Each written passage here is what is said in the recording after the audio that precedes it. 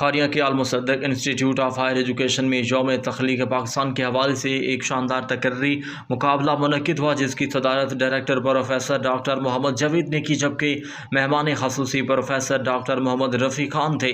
Programme کے organiser professor راجہ شہزاد احمد کے مطابق اس مقابلے میں مختلف کالجز اور یونیورسٹی کے طلباء و طالبات نے بھرپور حصہ لیا اور قائد اعظم کے افکار پر شاندار تقاریر پیش کی۔ طلباء کا کہنا تھا کہ آج کا پاکستان اگرچہ قائد کے خوابوں کی مکمل تعبیر نہیں، لیکن ہم محنت سے اسے اس کی اصل منزل تک ضرور پہنچائیں گے۔